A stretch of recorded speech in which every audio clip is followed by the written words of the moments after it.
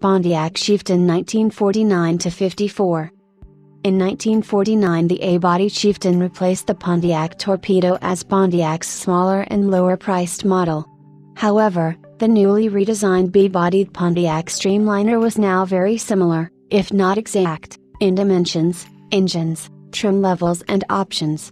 This was the first time since 1934 that all Pontiacs had the same wheelbase. They had standard automatic interior lighting. The Chieftain was initially introduced with 4 models: sedan, sedan coupe, business coupe, and deluxe convertible coupe. In 1950, a Catalina coupe is added to the range, while a station wagon was added in 1952, with the demise of the top-of-the-line Streamliner wagon. 1949 Chieftains came with a choice of 4 engines.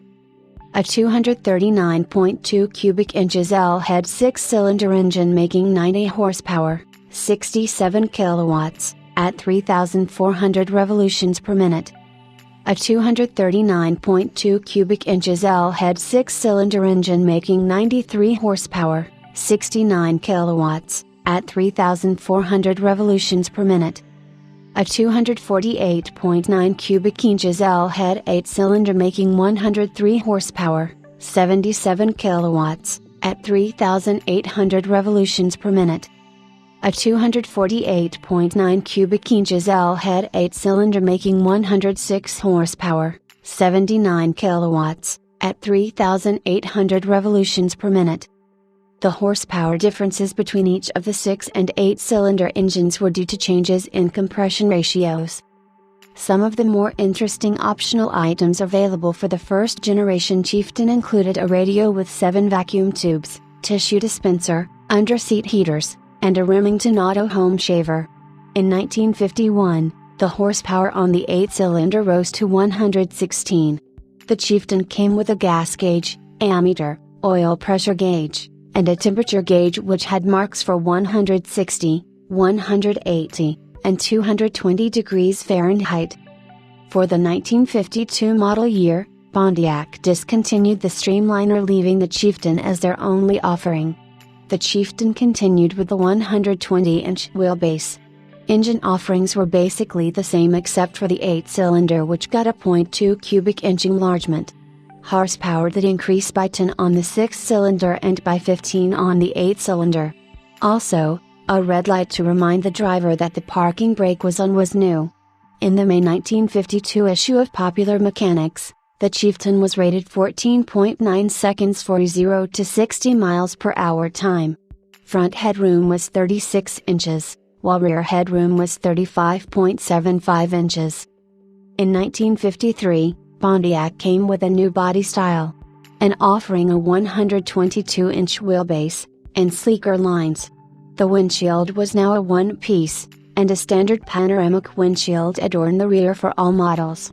Pontiacs sported accentuated bubbled-up fins in the rear for the first time in 1953.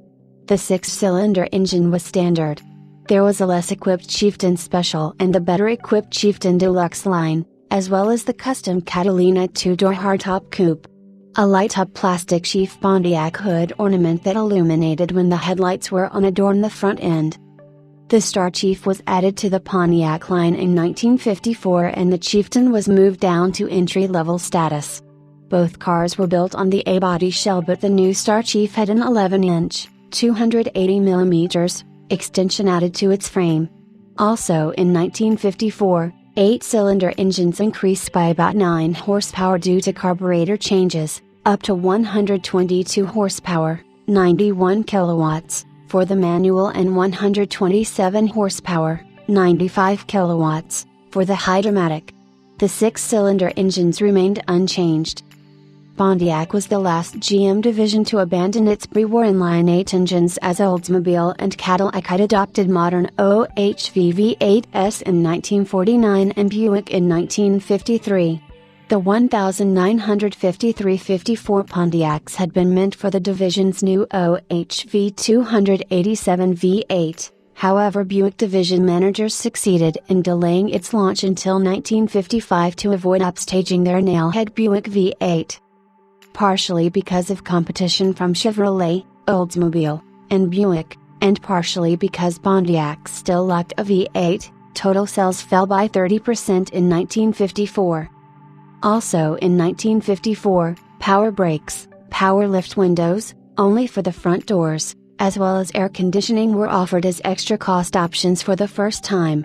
The 1954 Pontiacs have the distinction of the first production car in the US to have an air conditioning system in the modern sense with in-dash controls. In addition, a far more responsive and fully adjustable front seat was added.